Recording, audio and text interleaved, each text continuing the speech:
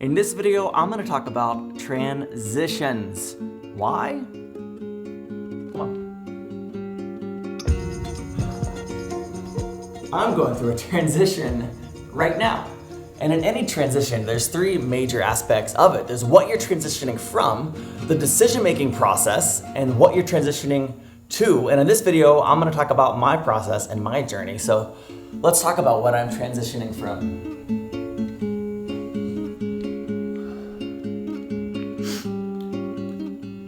Currently, I live in Oxford, Michigan, and I got to be a part of a really great church. I love the people there. I love the students, and I consider myself blessed to have been a part of this season of their lives. I truly do, but ultimately, I'm not healthy. I'm not where I need to be the leader that they deserve. There's a lot of factors that go into something like that. But the biggest one is probably that I have a relational deficiency. I don't have the relational support system that I need to get the relational nutrients that I need for restoration, to get energy, and to be healthy. There's a lot of other things that have happened, and there's factors. And if I had been relationally healthy, they probably wouldn't have been as much of a factor as they were in my life, right? We do need relationships, and I'm responsible. I'm responsible for the lack of relationships in my life. I know that. There's people or circumstances that I could blame, but that doesn't change the fact that I'm responsible for letting things get to where they're at. There's also the fact that there's a couple things at the church that, frankly, I don't agree with. And it's got to a point where I feel strong enough about it that it's not appropriate for me to stay. Plus, I mean, that, and the fact that I'm wounded, right? Hurting people hurt people. And if I tried to stay, I think it would be problematic. First, for me, I think I would end up getting more wounded and more hurt, which would eventually hurt other people. And that's not what I want. That's not a good situation. And not that it's all about hurt or whatever. I do feel the Lord transitioning me. I do believe that God is leading me in this, and maybe he's using some pain points to get my attention, to help me to grow and to push me in a new direction. Which leads me to believe, if God is calling and leading me somewhere else and I don't go, well, that's a terrible thing to do. That's disobeying God. And if you stay somewhere when God has called you to leave, you're just going to end up doing damage and affect things in a way you weren't supposed to. So I'm doing my best to follow the leading of the Lord and do what I think is right. So I should get going.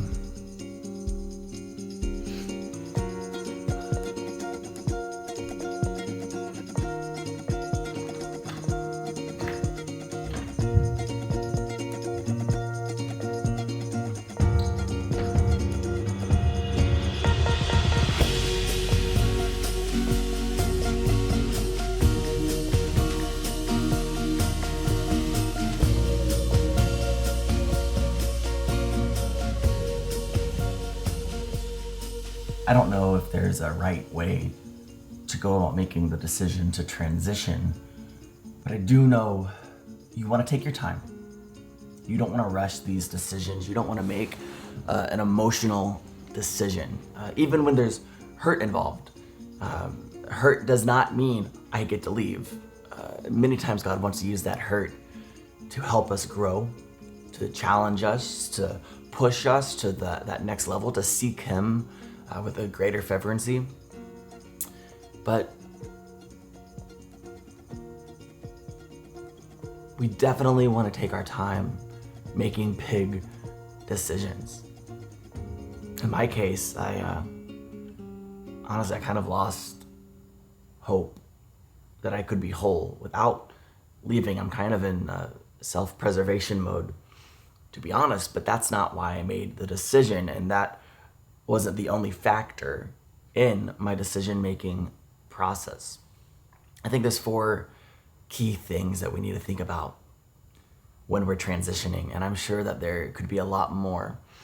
But the first thing we need to do when we're thinking about transition is pray. Talk to God. There is nothing, and nothing will ever be more important than following the leading and direction of the Lord in our lives. That trumps everything else. That trumps every difficult situation. That trumps every pain point. That trumps anything that the world may throw at us. We need to follow the leading of the Spirit. And if He wants us to stay, then we stay. And if He wants us to leave, then we leave. But we take our time making the decision, and we pray, we talk to God, and we also take time for self-reflection.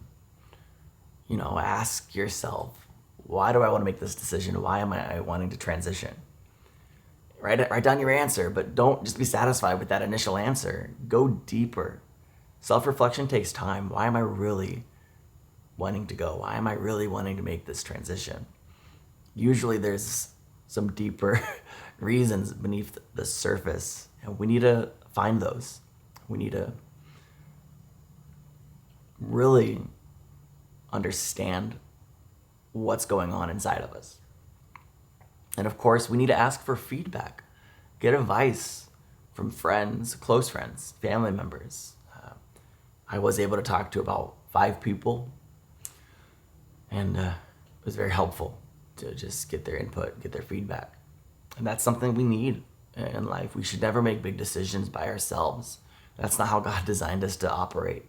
And as much as we can, we need to get feedback from the people that are in our lives. The final thing would be the peace test. Does it pass the peace test? Meaning, do you have the peace of God on the decision? And I did the thing where I made up my mind, all right, I'm going to stay. How does it feel? And then, okay, I'm going to leave it, and how does it feel? And at the end of the day, on this decision to transition, I feel the peace of God. Honestly, it's the same peace and confidence that I had when I went to Michigan. There was no doubt in my mind that God led me and brought me to Michigan. I don't doubt it at all. And it's the same peace that I feel now leaving it. I don't doubt it at all. It's a peace and a confidence. Now, I am entering into a season where I have probably the most doubt and uncertainty more than I've ever had before. And I don't understand why God would bring me to Michigan and then 2.5 years later, just over 2.5 years, lead me out. That wasn't my plan. And it doesn't make sense to me. My pastor says he feels like maybe I've completed the task that God brought me there to complete. And maybe that's true, but it doesn't make sense to me. It wasn't my plan, but I know I feel the peace of God on it. I have that same peace and confidence, even in the midst of uncertainty, even in the midst of my doubts. Like, I know this is what God is leading me into. And so I guess for you, if you're in the middle of a transition and you're trying to make that decision, I pray more than anything that you would have the peace of God on whatever decision you make.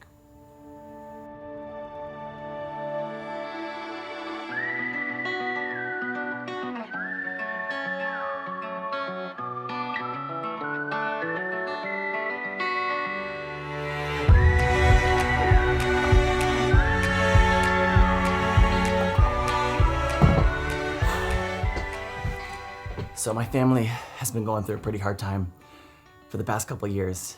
In fact, the week that I moved to Michigan, my dad began battling a disease that kind of left him paralyzed.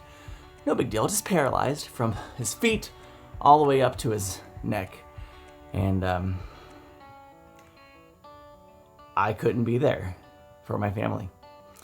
I felt powerless, and I didn't know what I could do. I don't know that there was anything I could do, but it was a very difficult season. And my dad's been recovering and getting better, and my mom's been working really hard to take care of him, but it's been very difficult.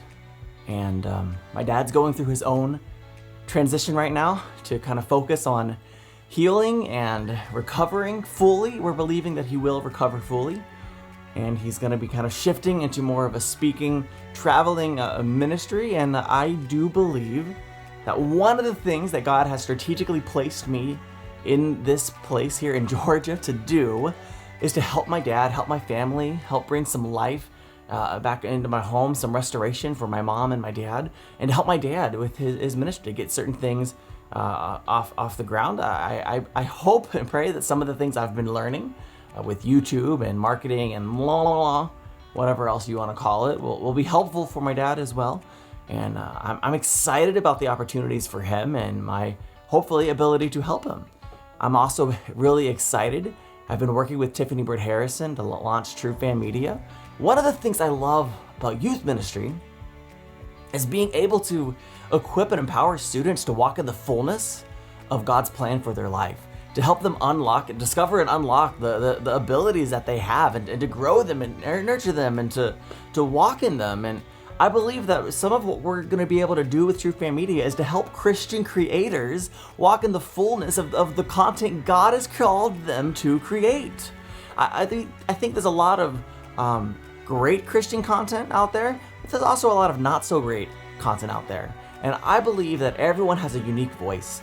And too often I see creators who aren't using the voice God gave them. They're just doing what they think they're supposed to do. They're doing what everyone else is doing. And it's like, you know what?